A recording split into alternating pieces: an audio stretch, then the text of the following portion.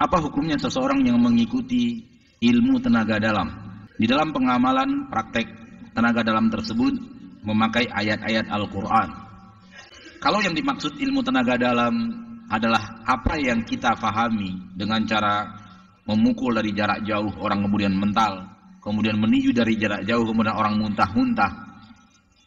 Kalau itu yang dimaksud, wallahu ta'ala alam, maka kita katakan bahwa orang yang paling mengerti Al-Quran, yang paling berilmu tentang Al-Quran, dan tidak ada khilaf di dalamnya, yaitu Nabi Muhammad SAW, tidak pernah menjadikan Al-Quran sebagai sarana untuk ilmu itu.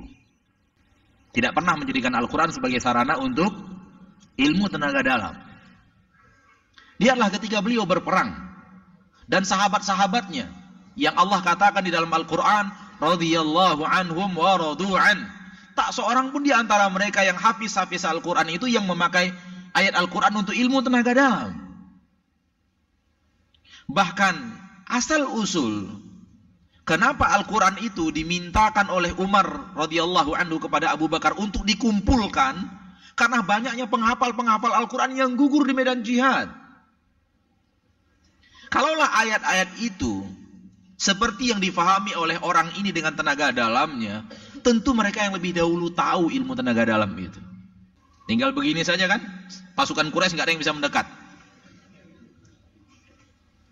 Tapi nggak ada. Mereka berhadapan fisik, pedang dengan pedang, tombak, anak panah.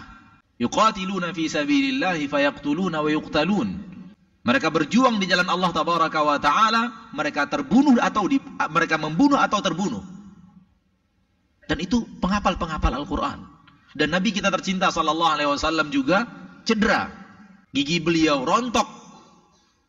Dan siapa lagi yang lebih mengerti ilmu Al-Quran dibanding Nabi Muhammad sallallahu alaihi wasallam? Fahamlah kita bahwa ini cara mendalami Al-Quran dengan cara yang batil. Tidak menjadikan Al-Quran sebagai ayat yang ditadaburi dan difahami maknanya untuk menempuh jalan menuju Allah, akan tetapi justru jadikan ayat sebagai jampi-jampi untuk membuat sesuatu yang bersifat kesyirikan dan pertolongan kepada jin. Maka tidak boleh hal yang seperti ini, bahwa menjadikan ayat Allah sebagai sarana untuk ilmu tenaga dalam, karena memang ini permainan jin, dan sesungguhnya ayat-ayat itu dia jadikan untuk menipu kita, supaya kita merasa bahwa ini ilmu benar karena berasal dari ayat-ayat Allah. Buktinya bahwa itu salah, bahwa orang yang paling mengerti Al-Quran tidak mengetahui ilmu ini. Baca ayat ini bisa hilang. Rasul nggak pernah hilang. Ada Ustaz Rasul hilang ketika keluar dari rumahnya, nggak kelihatan oleh orang Quraisy. Bukan hilang Rasul. Allah menurunkan tabir menutup orang-orang kufar Quraisy, sehingga nggak melihat Rasulullah lewat. Bukan Nabi hilang.